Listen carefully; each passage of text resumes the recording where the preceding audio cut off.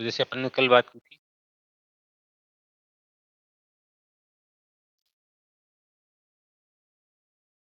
Science and take में food, nutrition,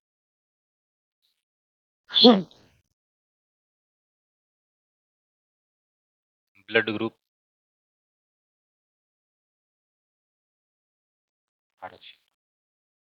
अब आप देखो बात कीजिए, ब्लड ग्रुप बिना बायोलॉजी के, बिना सेल के मैं कैसे समझा दूं, राइट? क्योंकि हाँ, मेरे पास एक आसान तरीका है कि मैं आपको रटवा दूं, लेकिन रटवाएंगे नहीं। अपन इन तीन चीजों से शुरू करते हैं, और उस सबसे पहले अपन शुरू करते हैं फूड एंड न्यूट्रिशन से। फूड एंड न्यूट्रिशन से भी पहले जो चीज शुरू करनी चाहिए, वो मैं शुरू करता हूँ सेल से। ठीक है, एकदम जीरो से शुरू कर रहे हैं आप।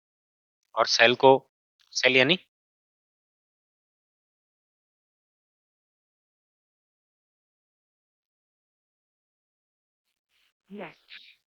और सेल जो शब्द है वो शब्द दिया था रॉबर्ट हुक ने, पढ़ा होगा ना? रॉबर्ट हुक ने क्या कहा?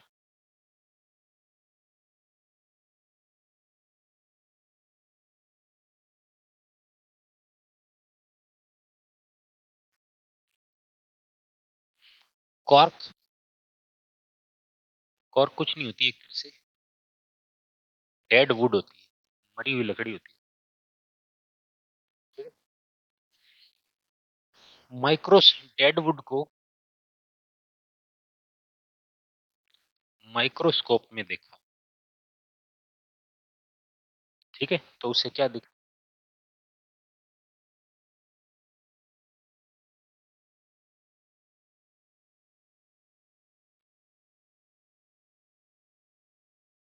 समझ में आई? इस तरह से कुछ चेम्बर दिखाई दी, चेम्बर्स, चेम्बर का मतलब पोस्ट, खांचे। कोई चीज अगर समझ में नहीं है तो प्लीज इंटर रोक। और इन खांचों को, इन चेम्बर्स को उसने कहा सेल। सेल का वास्तव में मतलब ये खांचा है।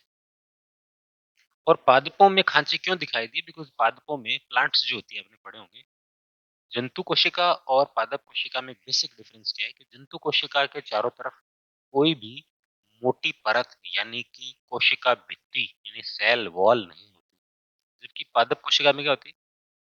सेल वॉल होती है। और सेल वॉल होने की वजह से जब उनके अंदर की कोशिका मर भी जाती है, मैंने क्या कहा, डेडवुड थी, और अंदर की कोशिका मर गई, तो उसने जब देखा तो देखा कि चारों तरफ तो मोटी मोटी दीवारें हैं, बीच में खांचे हैं। उसने देखा कि सेल, तो पहली बार जो शब्द निकला वो था सेल। ठीक है, किसकी वजह से संभव हो पाया? खोज, इसका बहुत योगदान है ही ऑब्वियसली, वरना हम आसपास की चीजों को देख ही नहीं पाते, राइट? तो पहली बार सेल जो शब्द है वो रॉबर्ट हुक ने कॉर्क के लिए, कॉर्क को देखा, कॉर्क की लकड़ी के अंदर। कॉर्क आप समझते हो, हालांकि अपने इंडिया में यूज ही नहीं होता कॉर्क। यूरोप वगैरह में जितनी भी बॉटल्स हैं, जितनी भी पैकिंग है, वो सब कॉर्क की पैकिंग है। ठीक है, एक खास तरह का एक पेड़ होता है, उसकी छाल या उसकी जो लकड़ी, ऊपर की जो लकड़ी है, उसे हम कॉर्क बोलते हैं। ठीक है, वो अपने इंडिया में नहीं होता कॉर्क। ठीक है, बहुत कम जगह। खैर, रॉबर्ट हुक ने सेल देखा, उसको नाम दे दिया चेम्बर। तो यानी कोई भी ऐसा स्पेस जो चारों तरफ से घिरा हो, उसे हम सेल बोलते हैं। ठीक है, सेल कितने प्रकार की होती है? कोशिकाएं कितने प्रकार की? दो प्रकार। कह रहा हूँ अपन थोड़ा थोड़ा समझेंगे तब समझ में आएगा। ठीक है, अब ये जो सेल है, कोशिका जो है, ये जो कोशिका है, ये पूरे संसार में जितने भी जीव हैं, पूरे संसार में जितने भी जीव हैं, उन सभी के अंदर कोशिकाएं दो ही तरह की होती हैं, जितने भी जीव हैं। ठीक है,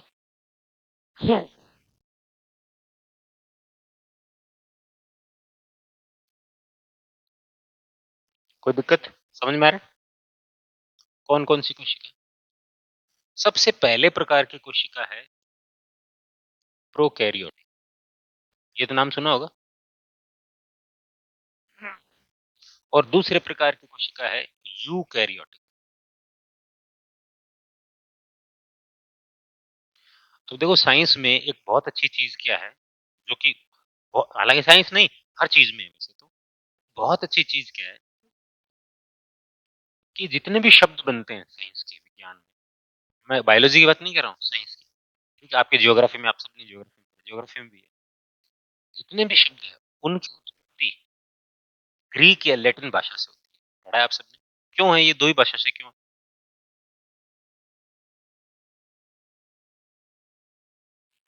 यूनान था मानव संस्कृति का केंद्र। इजिप्ट तो हम तो इंडिया में क्लेम करते हैं, हम थे सबसे पहले। ये आप यकीन करते हो इस बात पे? मैंने किताब में पढ़ा है, इसलिए बोल, पढ़ा है इसलिए। फंडामेंटल लगता है कि वहीं थे सब कुछ, ऐसा कुछ नहीं, वो हमने किताब में पढ़ा है इसलिए। चलो, जो शब्दावली है सारी विज्ञान की, वो उत्पन्न होती है ग्रीक या लैटिन भाषा से।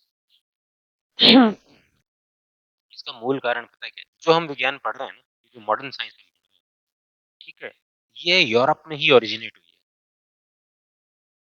ठीक है, और वहां ग्रीक और लैटिन भाषा का प्रचलन है। और दूसरी बात, ये जो दोनों भाषाएं हैं, ये जो दोनों भाषाएं हैं,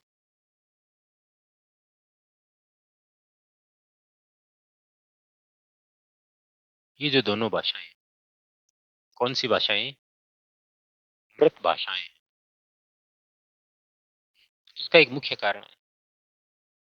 और मृत भाषा वो भाषा होती है जिसको अब हम लोगों ने बोलना छोड़ दिया। और जो भाषा बोलने के क्रम में छूट जाती है, उसके अर्थ कभी भी नहीं बदलते। अदरवाइज क्या होता है, भाषा को जब उपयोग किया जाता है तो आज एक मतलब और है, धीरे धीरे उससे उससे उसके व्युत्पन्न होते हैं, कुछ भ्रंश हो जाते हैं, भाषा के शब्द बदलते रहते हैं और चेंज होते हैं। इसलिए वैज्ञानिक जो शब्दावली है, ठीक है ना, ये आज अपन अपन देखें कि प्याज, तो आज अपन यहाँ प्याज बोलते हैं, महाराष्ट्र में जाओ वहाँ कांदा बोलेंगे, साउथ में जाओ वहाँ इरुल्ली बोलेंगे, थोड़ा सा और इस साइड जाओगे तो मैंने श्याम बोलेंगे।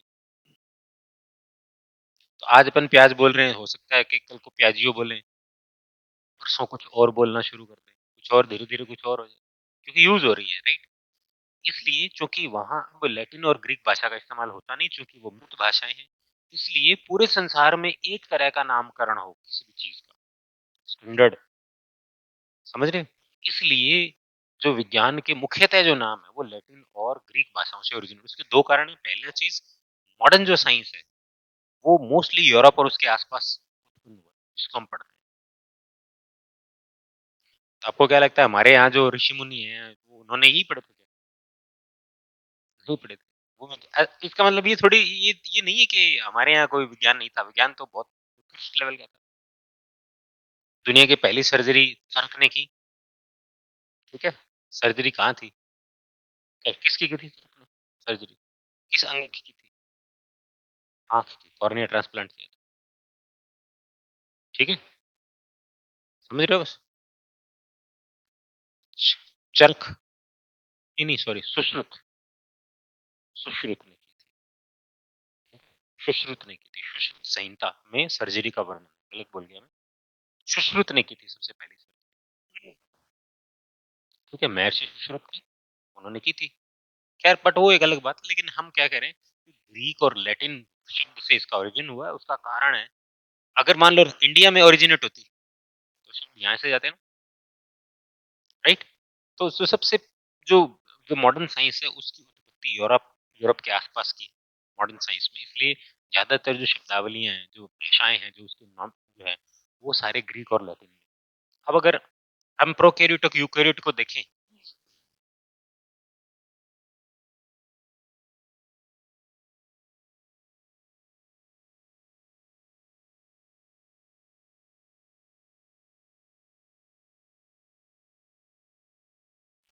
प्रो, प्रो माने होता है प्रिमिटिव, यानी कि आदिम, यानी पुराना, और कैरियन का मतलब है न्यूक्लियस यानी कि केंद्र। यानी मैं कहूंगा आदिम प्रकार का केंद्रक, पुराने प्रकार का। समझ में आ रही बात? यू यू अगेन लैटिन और ग्रीक वर्ड है जिसका मतलब होता है वेल, अच्छा।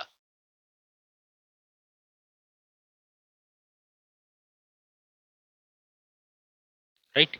और अगेन कैरियन यानी कि न्यूक्लियस यानी कि केंद्र, यानी कि अच्छा केंद्र, यानी नया केंद्र।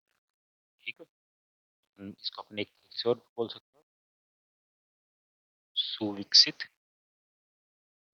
केंद्र। और इसको अपन बोल सकते हैं विकसित। कोई दिक्कत है? इसका मतलब क्या है ये समझो। बायोलॉजी में चित्रों की अपनी महत्व, अपना इंपॉर्टेंस होता है। ये कोशिका है, ठीक। और इसके ऊपर मोटी सारी सेल वॉल है, कोशिका भित्ति है। ठीक है, ये चारों तरफ है। क्लियर है? ये जो ये रेड कलर की देख रहे हो, ये है सेल मेम्ब्रेन, कोशिका झिल्ली। कोशिका झिल्ली, कोशिका के अंदर पाए जाने वाली पतली सी जो झिल्ली होती है उसको अपन बोलते हैं झिल्ली। झिल्ली से मतलब समझते हैं मेम्ब्रेन। और उसके ऊपर जो मोटा आवरण है, ठीक है, ये है सेल वॉल यानी कोशिका भित्ति।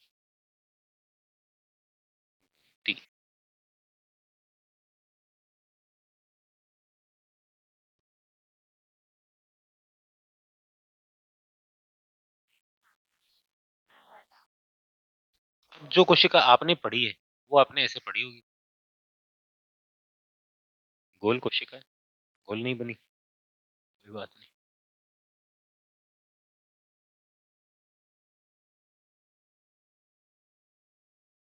चल, ठीक है।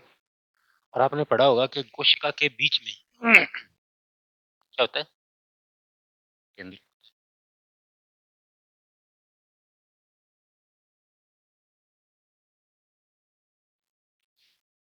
और ये जो केंद्रक है ये दोहरी झिल्ली युक्त होता है। पढ़ा है?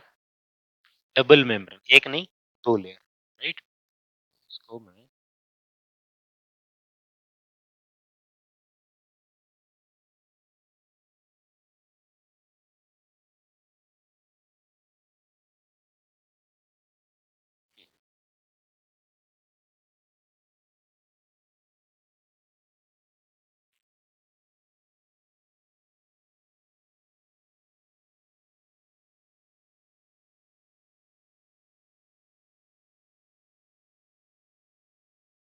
और ये जो छेद है ये केंद्र के अंदर छेद पाए जाते हैं आने जाने के लिए, गेट है एक्चुअली। केंद्रक झिल्ली, केंद्रक झिल्ली हो गई। ठीक है। इसके बीचों बीच क्या पाया जाता है?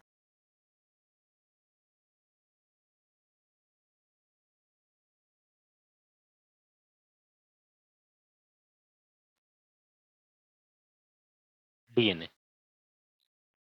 और केंद्रक के अंदर ही एक छोटी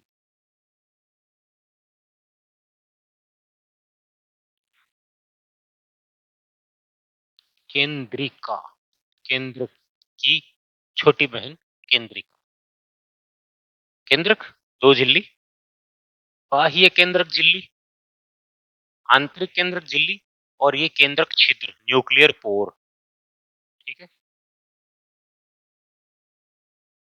केंद्रक छिद्र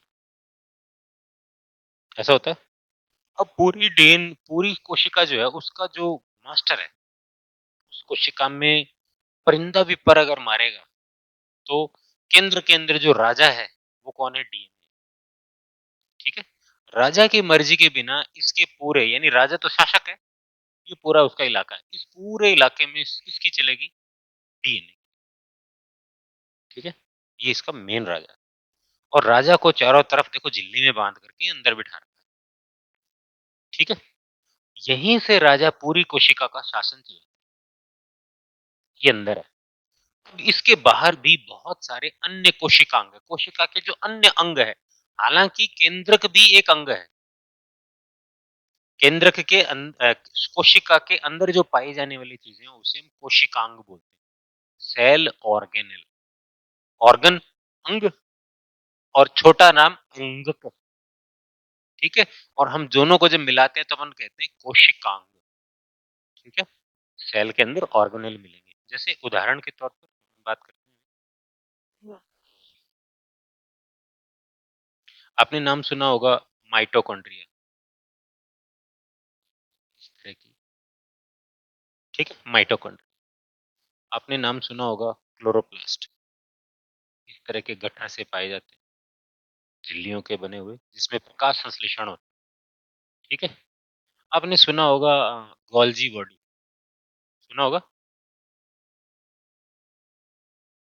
ऐसे जिस तरह से अपन को सही सही उदाहरण बताऊं इसका, सतोलियो खेला ना, सात सात पत्थर लगा के एक के ऊपर एक, उसी तरह से दोहरी झिल्लियों के, आप देखो इसमें भी दो मेम्ब्रेन है, एक इधर एक इधर, जिस तरह से ये दो हैं वैसे इधर है। ठीक है, इस अंग का नाम है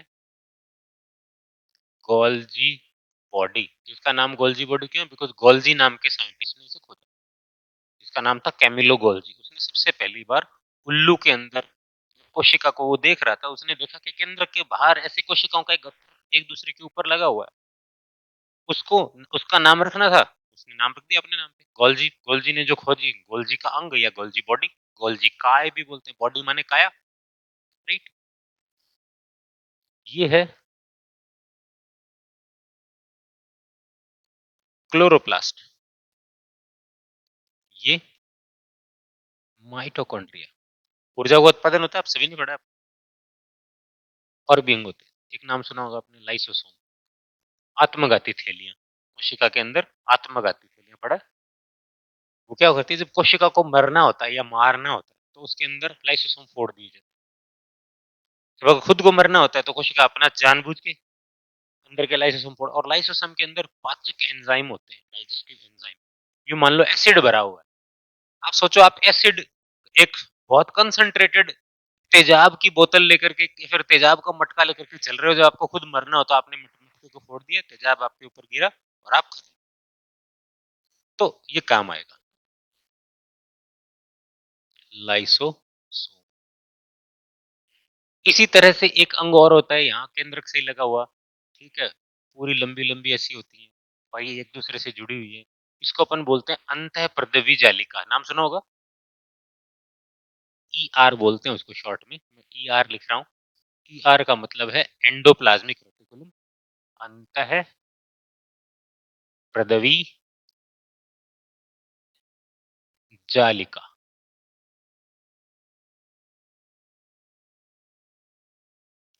जालिका, तो आप ये देखोगे कि कोशिका के अंदर बहुत सारे अंग, यानी बाहर झिल्ली है, अंदर देखो यहाँ झिल्ली, इसके भी दो डबल मेम्ब्रेन होती है, यानी झिल्ली के अंदर झिल्ली, झिल्ली के अंदर झिल्ली, झिल्ली के अंदर झिल्ली। एक और उदाहरण देता हूँ, मान लो आपके पास एक प्लास्टिक की थैली है, ठीक है, और छोड़ दो, और उदाहरण देता हूँ, एक अच्छा उदाहरण देता हूँ।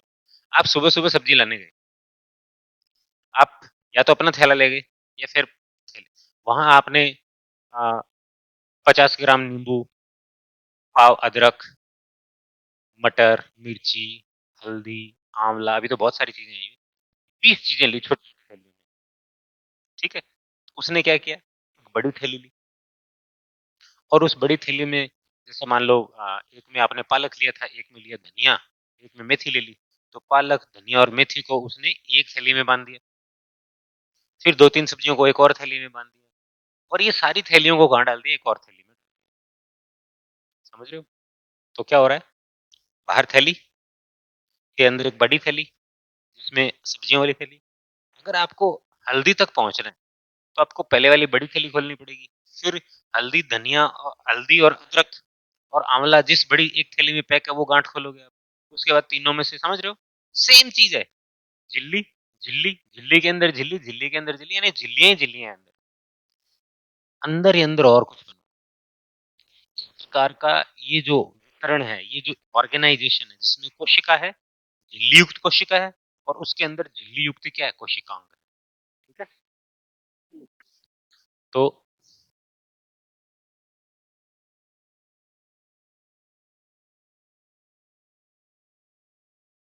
यूकेरियोटिक कोशिका में क्या मिलेगा आपको? झिल्ली युक्त कोशिका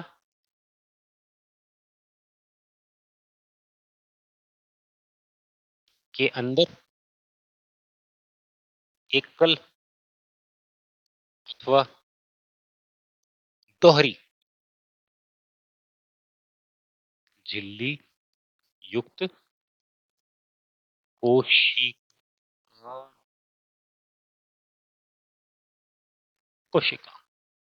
ठीक है, ठीक है, इसको अपन बोलते हैं, छोड़ो अंग्रेजी, छोड़ो अंग्रेजी में कंफ्यूज हो जाओगे,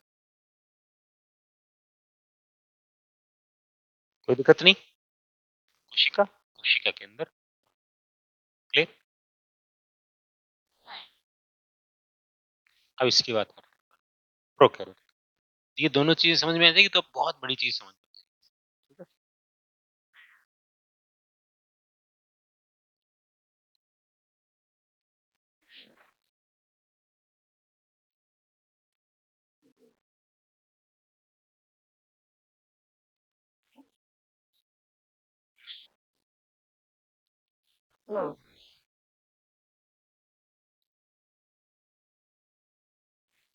अब ये जो प्रोकैरियोटिक कोशिका, प्रोकैरियोटिक, जब इस धरती पर जीवन की उत्पत्ति हुई, कोशिका की जीवन की जब उत्पत्ति हुई, तो सबसे पहली बार जो कोशिका बनी, सबसे पहली जो कोशिका बनी वो किस प्रकार की थी? नाम में लिखा ना, प्रोकैरियोटिक। ठीक है, पहली बार जो सेल बनी वैसी बनी, और धीरे धीरे कैसे बनी, समझ में आ रही बात? प्रोकैरियोटिक, प्रोकैरियोटिक क्यों? अभी मैं समझाता हूँ आपको। सबसे फंडामेंटल चीज यही है एक्चुअली समझने में। सेल वॉल है, सेल मेम्ब्रेन है, सेल मेम्ब्रेन, इसमें एक छोटी सी चीज है वो भी अपन लेते हैं। एक जगह से सेल मेम्ब्रेन ना वो अंतर वलयित होती है। कैसे? हाँ, मैं आपको समझाता हूँ। देखो, एक जगह से ये आ रही है ना, फोल्ड होकर के ये कोशिकाई अंदर से एक गुच्छा बना हुआ है।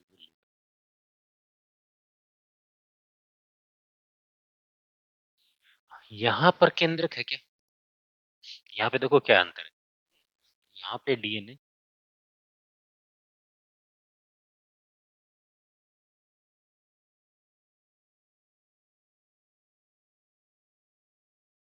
डीएनए डबल स्ट्रैंडेड होता है ना, दोहरा होता है ना, दो लड़ियां होती हैं। ये लो जी, ये पढ़ा,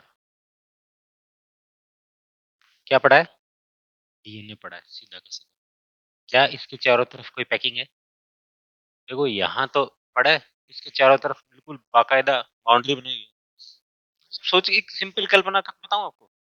एक तो एक प्लाट हो जिसके बाहर चार दीवारी हो, बढ़िया बढ़िया ईंटों की एक चार दीवारी बनाई हुई है, उसमें गेट है, खिड़कियां हैं, सब कुछ है। और एक खाली प्लाट उसके पास पिलर भी नहीं है शायद। अपन कहते हैं ना भाई ये वाला प्लॉट किसे बोले, ये यहाँ से लेकर के यहाँ तक कुछ नहीं। और एक जिसकी दीवार हो, समझ रहे हो बात? दोनों के केंद्रक में इतना अंतर, यहाँ सीधा ये डीएनए पटक रखा है, नथिंग, कुछ नहीं है। और क्योंकि राजा तो रहेगा ही, दोनों में ही है। राजा यहाँ पर है, ये इधर राजा है, लेकिन यहाँ राजा के देखो नखरे, राजा के नीचे केंद्रिका है और सौ चीजें और है। अपन तो बहुत ऊपर ऊपर की बातें कर रहे हैं। चारों तरफ दो दो झिल्ली हैं, झिल्ली के बीच में खिड़कियां, गेट, दरवाजे सब है। यहाँ कुछ नहीं, राइट। और यहाँ बस बाकी जो नॉर्मल लिक्विड पड़ा रहता है वो पाया जाता है। इसके अलावा इसमें एक चीज और होती है, इसमें ये जो डीएनए ना, इसके अतिरिक्त एक डीएनए और पाया जाता है, छोटे छोटे गोल गोल डीएनए, छोटे छोटे गोल छोटे डीएनए, इनको क्या बोलते हैं? नाम सुना? प्लाज्मिड। क्यों बोलते हैं? बिकॉज प्लाज्मा में पाए जाते हैं। केंद्र, ये इसको अगर अपन केंद्रक माने तो इसके बाहर क्या है? प्लाज्मा है, साइटोप्लाज्म है एक्चुअली। साइटोप्लाज्म के अंदर चूंकि ये डीएनए पाए जाते हैं, इसलिए अपन बोलते हैं प्लाज्मिड। ठीक है? या फिर अपन बोलते हैं अतिरिक्त डीएनए, ये मेन तो डीएनए ही है। ये भी किसका बना है? डीएनए का। और ये तो डीएनए है ही।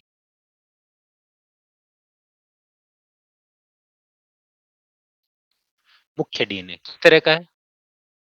डबल स्ट्रैंडेड सर्कुलर, द्विलड़ी। ठीक है? गोल। अब इसका क्या मतलब हुआ डबल सर्कुलर? अपन घर पे तार लेके आते हैं, दो लड़ आती है, काला और लाल वायर, सीधा है तो अपन बोलेंगे द्विलड़ीय रेखित। लेकिन अगर आपने उसके दोनों सिरों को जोड़ दिया और ये जो बना, उसमें है तो वो गोल, लेकिन लड़ कितनी है? द्विलड़ीय सर्कुलर। डीएनए इसके अंदर गोल है, इसमें भी क्या है? ये भी डीएनए है, ये भी डीएनए, ये बड़ा है। ठीक है? ये क्या है? बहुत छोटा। और ये भी क्या है? द्विलड़ीय और गोल। ठीक है? यानी ये जो छोटी कोशिकाएं हैं, इसमें केंद्रक तो इस डीएनए को बोल दिया, इसके अलावा भी छोटे छोटे छोटे छोटे पाए जाते हैं, बहुत सारे पाए। कुछ में 10-15 होते हैं, कुछ में हजारों। अच्छा, मैं ये क्यों बता रहा हूँ प्लाज्मिड के बारे में? आगे अपने को जेनेटिक इंजीनियरिंग पढ़नी है, फिर मैं कहूंगा याद करो मैंने पढ़ाया था। ठीक है? और अगर मैं सीधा जेनेटिक इंजीनियरिंग पढ़ाऊं तो हवा भी बहुत दूर की, कहते हैं ना हवा लग गई, हवा भी नहीं लगी। यहाँ तक समझ में आ रहा है? अपन बहुत धीरे धीरे आपको समझा रहा हूँ। कोशिकाओं के बीच डिफरेंस समझ में आ रहा है? ठीक है? दोनों चित्र बनाओ आप, डायग्राम बना लो।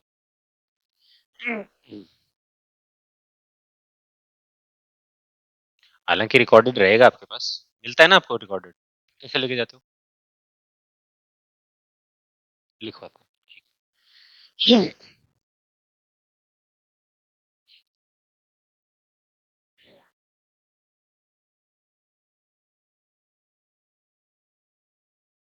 मेरी जो क्लासेस हैं वो आपको रिकॉर्डेड दिलवा देंगे, देख लेंगे।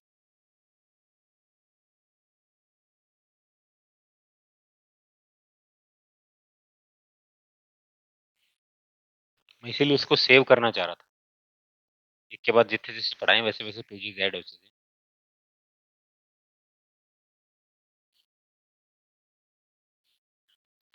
अपने पास लिखवाने वाला सामान कम है।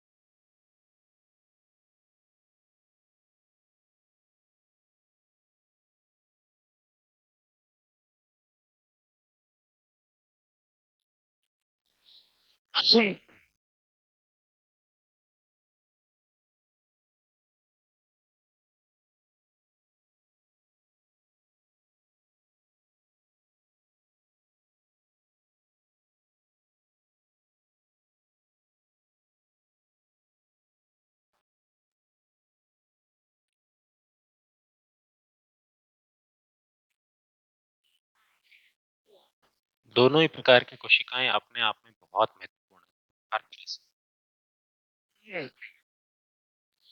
तो जब हम बायोलॉजी से रिलेटेड कोई भी चीज पढ़ेंगे, कोशिका के बारे में अगर जानकारी हो तो हम रिलेट कर पाएंगे।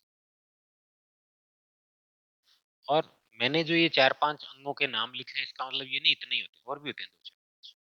ठीक है, अपन आगे बात करेंगे। अभी तो थोड़ा सा मेन मेन चीज पे, जैसे ये लाइसोसोम मैंने लिखा है, गोल्जी बॉडी लिखा है, इन सब अलग अलग काम है।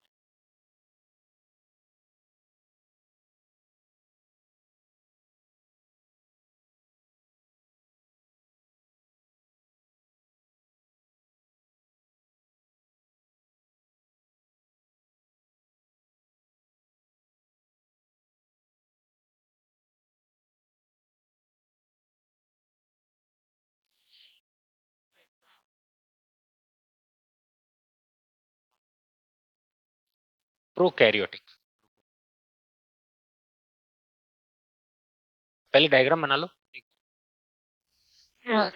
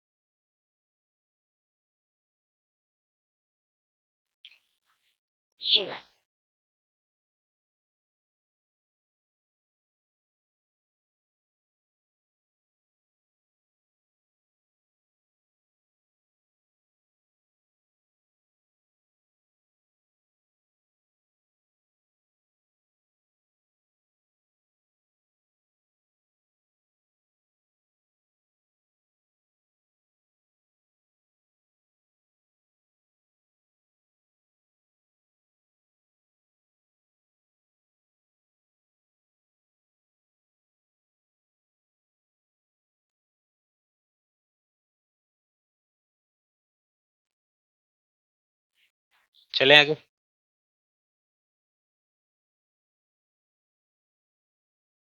ये है केंद्रक झिल्ली, ये बीच में है केंद्रक छिद्र, बीच में एक छोटी सी है, ये केंद्रिका, ये जो जाली सी है पतली पतली, इसका नाम है ईआर।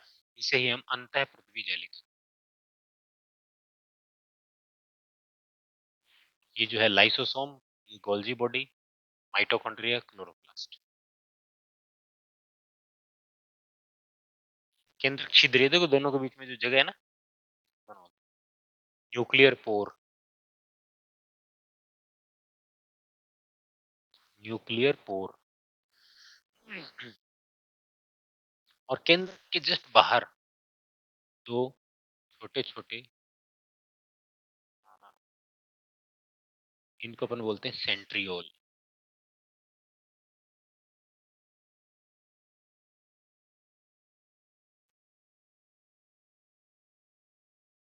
सेंट्रियोल या तारक केंद्र, सेंट्रियोल दो होते हैं, तारक केंद्र। इसका भी उपयोग है, वो अपन बाद में बात करेंगे। कोशिका का विभाजन जो सिलेबस में है, कोशिका विभाजन, कोशिका है नहीं, इनडायरेक्टली है।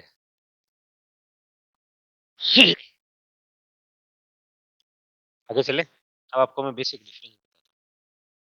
देखो, इसमें और इसमें डिफरेंस क्या है, इसमें इस कोशिका के अंदर श्रम का विभाजन है। केंद्र कंट्रोल कर रहा है, कोशिका के अंदर ऊर्जा उत्पन्न करनी है, प्रकाश संश्लेषण करना है। ठीक है, इससे अंदर और बाहर आने जाने वाले यानी एक्सपोर्ट और इंपोर्ट देखना है, डाइजेशन करना है, ट्रैफिक, अंदर की सड़कें कौन बनाएगा। ठीक है, सेल को कब विभाजन नहीं करना है, करना है। ठीक है, अलग अलग इसमें क्या है? मतलब यानी ये एक पूरी कोशिका अपने आप में सारे काम करती है, ठीक है? कोशिका को ऊर्जा उत्पन्न करनी है, पूरी कोशिका करेगी। कोशिका को प्रकाश संश्लेषण करना है, पूरी कोशिका। पाचन करना है, पूरी कोशिका। N number, right? क्लियर? इसको एक और उदाहरण लेते हैं, समझने की कोशिश करें। आप 5 लोग हो, राइट? 5 लोगों को मैं ये कह दूं कि आज इस पूरी क्लास को साफ करना है, ठीक है? अगर कार्य का विभाजन ढंग से हो और ये तय कर लें कि इस फर्नीचर को बाहर आप निकालोगे, ये जो कारपेट इसको रोल आप करोगे, ठीक है? और झाड़ू में से कोई एक बंदा निकालेगा, पोछा आप में से कोई एक बंदा निकालेगा, काम हो जाएगा। सबने काम बांट लिया। लेकिन अब आप पांचों आपस में कशमकश करते रहो तो काम होगा?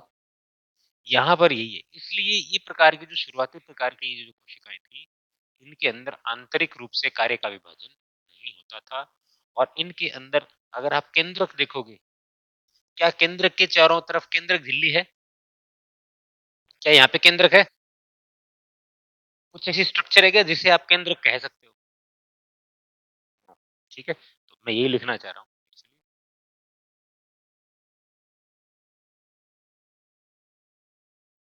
केंद्रक,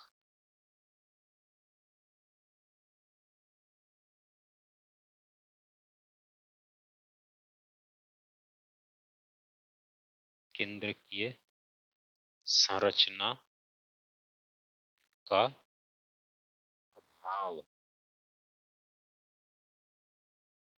इसलिए इस प्रकार की जो कोशिकाएं हैं, उनको क्या बोलते हैं? ध्यान ध्यान देना।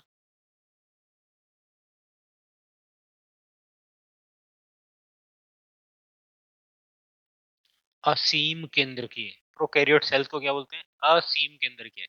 देखो संधि विच्छेद करो, बहुत सरल शब्द है, बहुत अच्छा शब्द है। असीम यानी ऐसा केंद्रक जिसकी कोई सीमा नहीं हो, कोई बाउंड्री नहीं हो। क्लियर है क्या? बात समझ में आ गई? ठीक है, इसको मैं लिखूंगा न्यूक्लियस विद नो क्लियर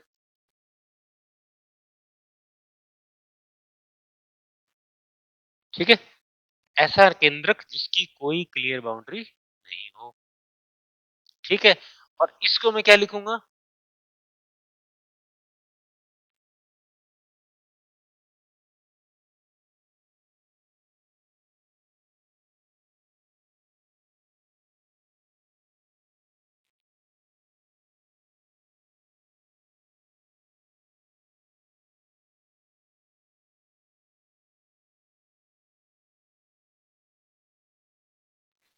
केंद्रक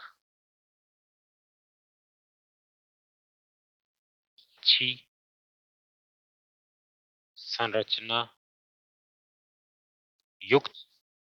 सही है ना? दिल्ली क्या क्या है? केंद्रक झिल्ली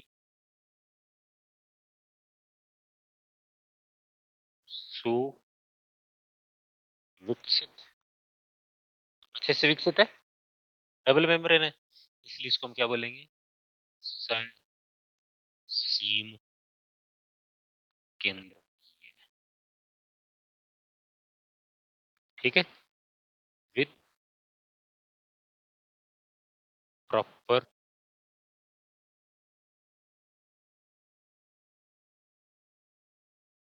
बाउंड्री।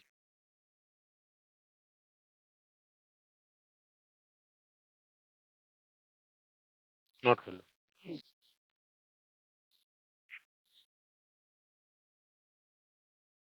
क्लियर है? अच्छे से समझ में आ रहा है?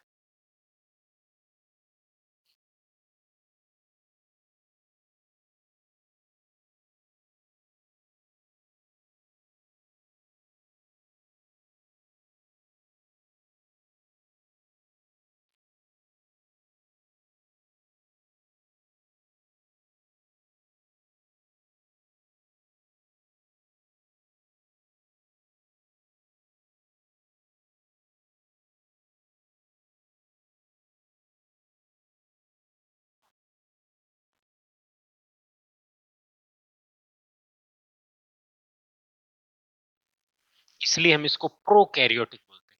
प्रो माने प्रिमिटिव, आदिम, पुराना केंद्र। पुराना केंद्र मतलब ऐसा केंद्र है जिसमें कोई बाउंड्री नहीं है। इस सेल में केंद्र का कोई ठिकाना है क्या? नहीं। ये खाली गुल्लक में चवन्नी की तरह है। जहां चवन्नी पड़ी होगी वहां केंद्र का। अभी केंद्र यहाँ है, इसको मैं यहाँ बना दूंगा, केंद्र यहाँ आ गया। यहाँ बना दूंगा, यहाँ आएगा यहाँ। लेकिन इसमें क्या है? और बताओ कि ज्यादा बेहतर कोशिका कौन सी है? क्यों? आंतरिक कोशिका का विभाजन पाया जाता है। तो इसमें नीचे लिख लो एक बात और, यूकैरियोटिक की ओर। सभी कोशिकांग, लिखो ये बात, सभी कोशिकांग अपना अपना नियत कार्य करते हैं। All organelles are doing their own specific function. सभी कोशिकांग अपना अपना नियत या फिक्स कार्य यानी कि काम करते हैं। अर्थात कोशिका के अंदर, कोशिका के अंदर आंतरिक कोशिका विभाजन पाया जाता है। Internal division of labour present. अर्थात कोशिका के अंदर आंतरिक कोशिका विभाजन पाया जाता है। आपको लगा क्या कि आप विज्ञान के छात्र हो या नहीं? समझ में आ गई ना? बस इतना इजी है कुछ।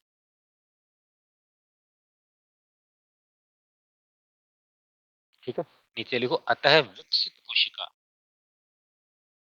It's developed cell. प्रोकैरियोट में इसका जस्ट उल्टा लिख लो। कोशिका से संबंधित समस्त कार्य पूरी कोशिका ही करती है। कोशिका से संबंधित समस्त कार्य पूरी कोशिका ही करती है।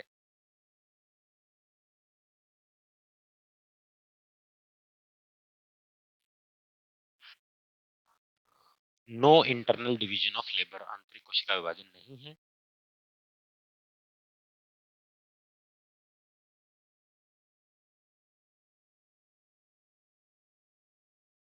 धरती पे जितने भी जीव हैं, इन दो पर शुरू में जो सेल आई वो कौन सी थी?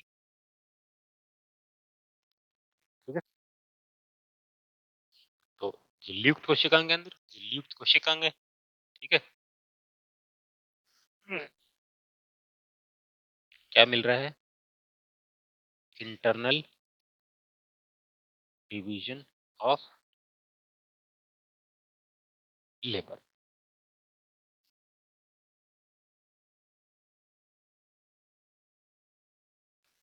प्रोकैरियोटिक में क्या है? क्या बाह्य, बाहर की जो कोशिका थी, अभी आपने चित्र बनाया, उसके अलावा अंदर आप गौर से झांक के देखो, कोई और कुछ झिल्ली है क्या कहीं? क्या बाहरी कोशिका झिल्ली के अलावा कोई झिल्ली है क्या? कहा ना, बस इसके अलावा कोई झिल्ली नहीं है। अंदर जो भी मैंने कहा ना, जैसे गुल्लक में चवन्नी है, अठन्नी है, डालते रहो जो कुछ है इसमें, और पानी भरा हुआ, दैट्स ऑल। राइट, इसमें देखो, packing, double packing, triple packing.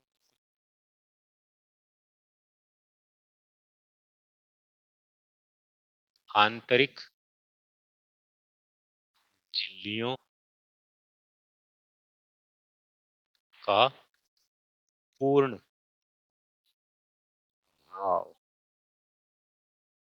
ठीक है।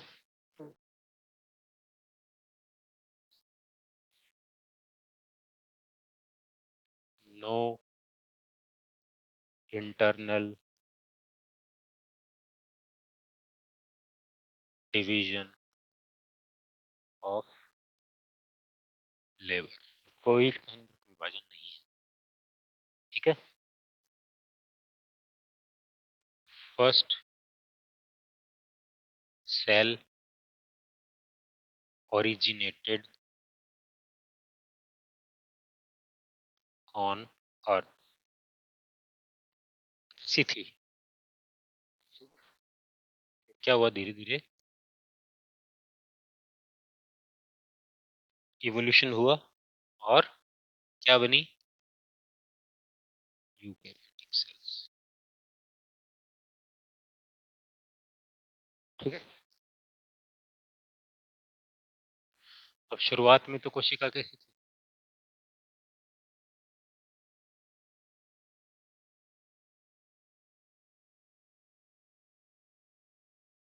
ऐसी तो है, धीरे धीरे। ये तो है जंतु कोशिका जो गोल गोल एनिमल सेल। अब ये तो ओवरऑल प्रकार हुआ दो प्रकार का, यूकेरियोटिक कोशिका भी दो प्रकार की, और कौन सी, एनिमल और प्लांट। एनिमल तो होगी गोल, और प्लांट कैसी होती है, चौकोर।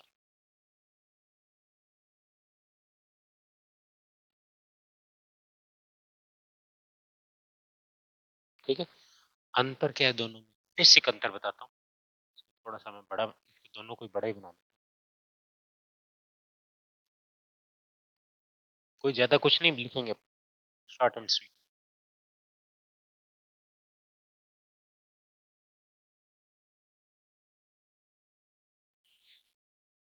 एनिमल सेल में कोई सेल वॉल नहीं होगी, ओनली सेल मेम्ब्रेन। जबकि इसके ऊपर क्या मिलेगी,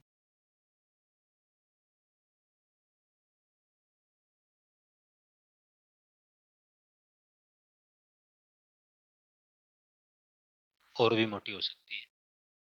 ठीक, सेल वॉल मिलेगी। और चूंकि सेल वॉल का जमाव अपने यहाँ, एक सिंपल सी चीज आप सुनो,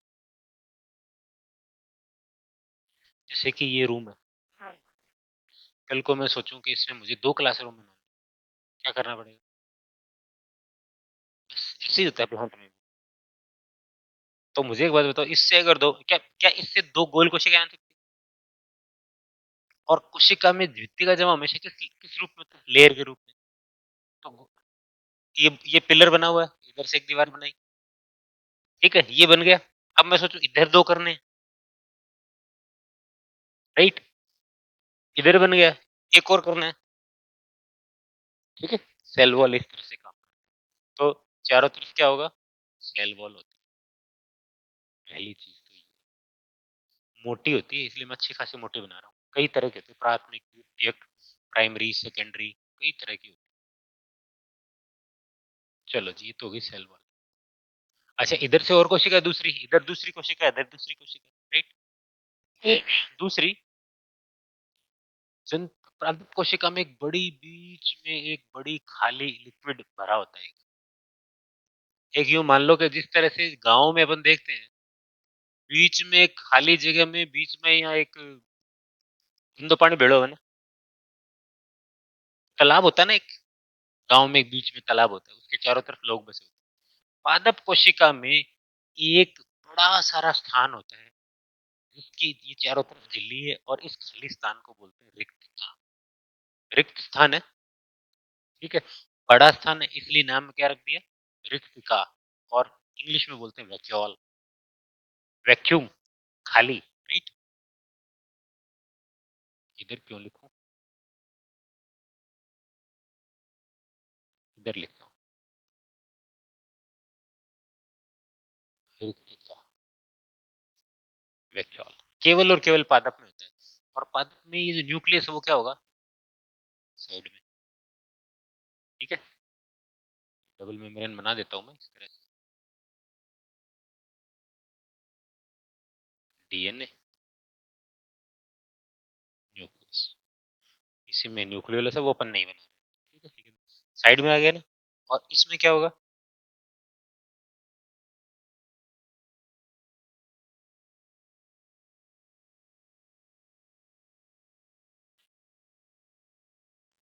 डीएनए।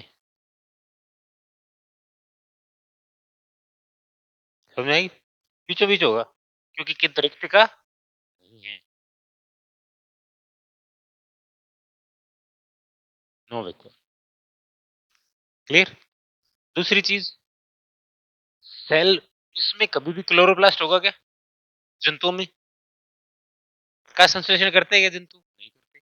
अपने भोजन के लिए हमेशा दूसरे जीव पर निर्भर करें, कोई भी जीव हो, बनाए जंतु वो है जो अपना भोजन खुद ना बनाए, अपने भोजन के लिए दूसरे जीव पर निर्भर करेगा, दूसरे जीव को खाएगा ही खाएगा। क्या आपने कभी ऐसा सुना, देखा, पढ़ा कि कोई पेड़ है, उसके नीचे बकरी चर रही थी, और थोड़ी देर बाद पता चला कि पेड़ नीचे झुका और बकरी को खा गया। हाँ हाँ, मैंने मैंने इसीलिए आपके मुंह से ये सुनने के लिए ही ये उदाहरण दिया। आप कह रहे हो नेक्टिन थिस, पादप का, ठीक है? जो कीट खाते हैं, इंसेक्टिवोरस प्लांट है, कीट खाते हैं, वो खाते नहीं है एक्चुअली, उनके बीज फँस जाते हैं, ठीक है? और वो अगर इस तरह का काम करते हैं तो उसके पीछे एक अलग तरह की मजबूरी है। वो दलदल में उगते हैं और जहाँ दलदल होता है, उन पादपों को कभी भी नाइट्रोजन नहीं मिलता और नाइट्रोजन हमेशा प्रोटीन में होती है और प्रोटीन होता है जिंदा जीव में। इसलिए जैसे ही वो उन बीच में एक जीव जाता है, वहाँ वो एक मैकेनिज्म होती है, वो दब जाता है और दबते ही उसके अंदर का ढक्कन बंद हो जाता है। और जब वो अंदर सड़ जाता है, पड़ा-पड़ा, तो सड़ने के बाद में जो कोई भी चीज़ सड़ती है तो उसका पोषण किसको प्राप्त होगा? पादप। समझ में आई बात? वो एक अलग मैकेनिज्म है। लेकिन मैं जो समझाने की कोशिश कर रहा हूँ, वो समझ गए ना? कोई भी जीव जंतु जो होगा, वो दूसरे जीव को मारकर ही अपना भोजन करेगा, चाहे बकरी हो। अब आप कहोगे सर बकरी थोड़ी मारती तो यही घास को नहीं खाती है, पादप को नहीं मारती है तो वो भी जीव। तो जो जंतु होगा वो दूसरे जीव को मार कर खाएगा। ये अपन इकोलॉजी जब अपन आगे पढ़ेंगे तब अपन बात करेंगे। आपके सिलेबस में बहुत अच्छे से दी हुई है। कोई वैक्यूल नहीं है, केंद्रिका है, यहाँ पर क्या नहीं है? नो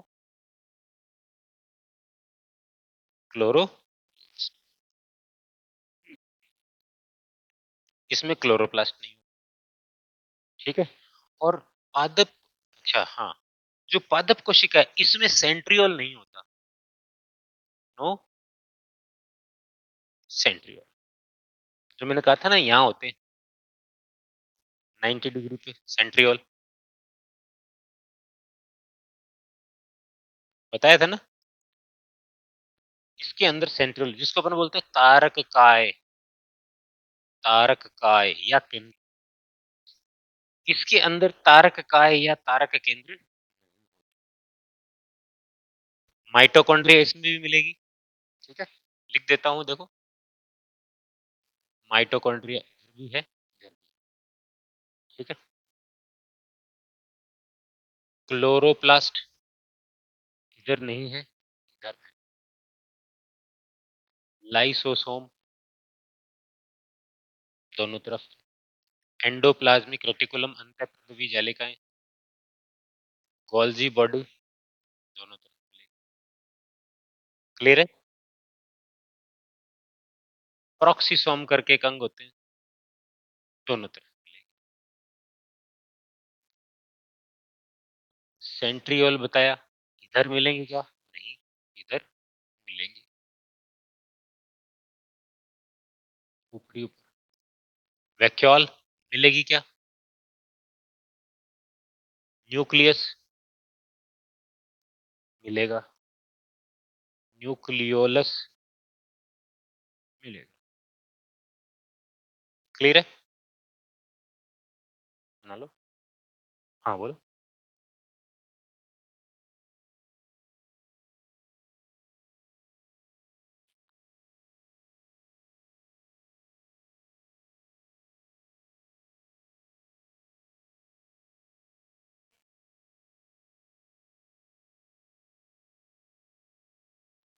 ये मैंने कॉमन बनाया है, मैंने प्लांट नहीं बनाया, यहाँ पे कुछ प्लांट या एनिमल कुछ नहीं है, ये एक सेल है।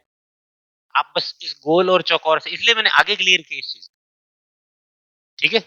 यहाँ पर जो मैंने लिया है एक सेल ली है, वो बाय डिफॉल्ट गोल बना दी, इतना ही है बस, ठीक है? यहाँ पर ये सेल है ना, ये पादप है ना, ये जंतु है, इसलिए तो मैंने आगे क्लियर किया।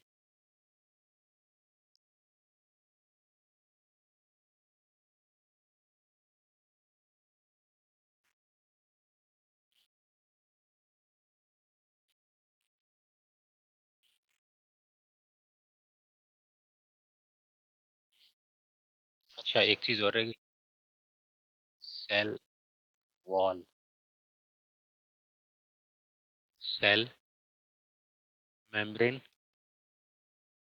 दोनों में मिल, ठीक है? बेसिक है ये, बायोलॉजी इसी से चलेगी, बायोलॉजी और बायोलॉजी से रिलेटेड सारी चीजें।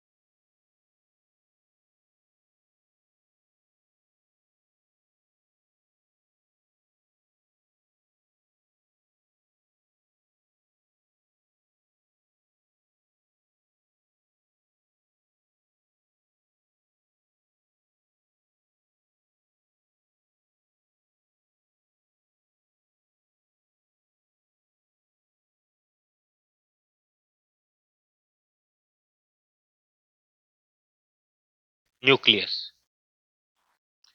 सेंट्रियोल, तारक काय। ठीक। अब ये जो सेल वॉल है ना, हम बात कर लेते हैं। सेल वॉल ये किसकी बनी होती है? सेल्यूलोज, ग्लूकोज का बहुलक होता है, ये आपके सिलेबस में है। जैसे हेमी सेल्यूलोज, उसी का एक भाई होता है हेमी सेल्यूलोज, थोड़ा सा अंतर होता है बस। हेमी जहां भी आएगा इसका मतलब है आधा, समझते हो ना, हेमिस्फीयर गोलार्ध, गोले का आधा भाग है ना, हेमिस्फीयर। तो सेल्यूलोज और हेमी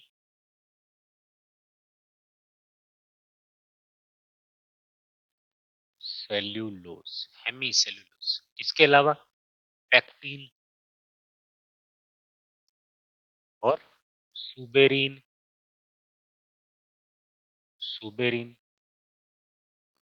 काइटिन, ये पांच छह चीजें होती हैं, ये सेल वॉल। इसके घटक हैं सेल्यूलोज, हेमी सेल्यूलोज, सुबेरीन, ठीक है। और एक चीज और भूल गया, लिग्निन, मेन चीज तो भूल ही गया। लिग्निन, नाम सुना होगा, लिग्निन। एक सेकंड रुको, मैं सबको बाहर दोबारा लिख रहा हूँ, क्लियर लिखो। यहाँ तो अपन लिखेंगे सेल वॉल, जो सेल वॉल है सबसे इंपॉर्टेंट है, मुख्य चीज होती है सेल्यूलोज प्लस हेमी सेल्यूलोज, ठीक है। फिर पैक्टीन, सुबेरिन, लिग्निन और काइटिन थोड़ा सा,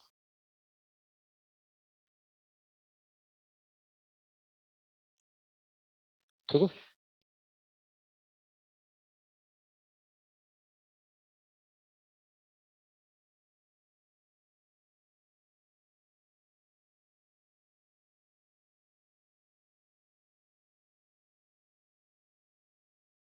ये केमिकल्स हैं, ज्यादा डिटेल में पढ़ेंगे तो चक्कर आएंगे। इनके काम क्या है अपन आगे, ये क्या करता है मैं बताता हूँ आपको, सिंपल सी चीज, ये दीवार है, ठीक है। प्राथमिक रूप से किसकी बनी है? ईंट। क्या खाली ईंट है? क्या है? क्या खाली सीमेंट है? क्या है? Pressure, right. जब वो मिस्त्री बना रहे थे तो उसने मोटर बनाया ना, एक जो पेस्ट बनाया जिसे अपन माल कहते हैं, एक ईंट और दूसरे ईंट को आपस में जोड़ा। तो इसमें ठीक इसी तरह से ये जो सेल वॉल है, वॉल के अंदर सेलुलोज, हेमी सेलुलोज, ये आपस में मेन कंपोनेंट है, इनको जोड़ने का काम पैक्टिन, सुबेरिन, लिग्निन, काइटिन। अच्छा, खाली फिर उसके ऊपर जो बीच में लगा वही ऊपर लगाया, प्लस्तर किया, प्लस्तर किया कि नहीं किया?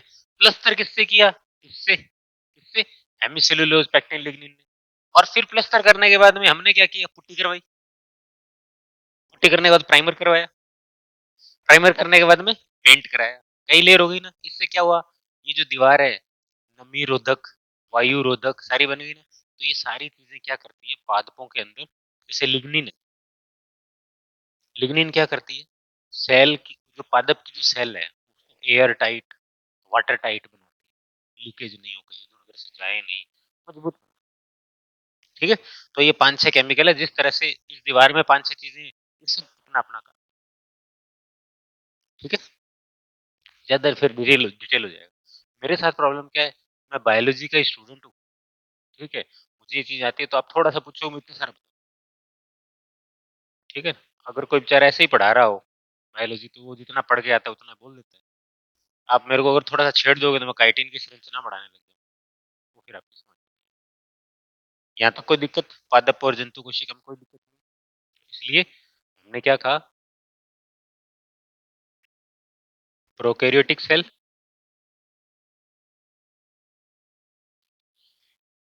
शुरुआती कोशिका थी, उसके बाद में यूकैरियोटिक सेल, और यूकेरियोटिक में सबसे पहली जो सेल थी वो क्या थी?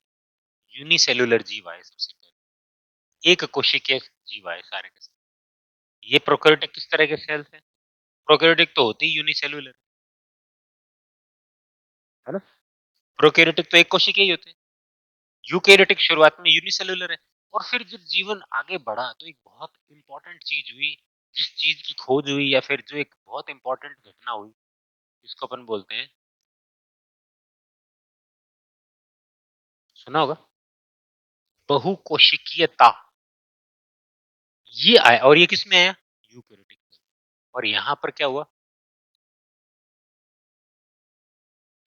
रिप्रेजेंटेटिव स्ट्रक्चर बना रहा हूँ बस ऐसे ही। ये प्रोकैरियोटिक यूकेरियोटिक है, लेकिन यहाँ पे क्या हुआ? देयर आर सो मेनी,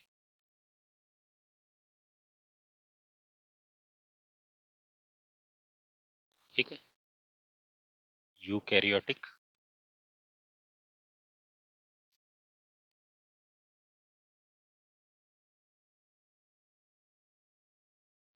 ठीक है। और यहाँ से मामला चल निकला। ऐसा क्यों हुआ पता है आपको? प्रोकैरियोटिक कोशिका क्या, क्या कोई भी प्रोकैरियोटिक कोशिका एक बहुकोशिकीय जीव बना सकती है?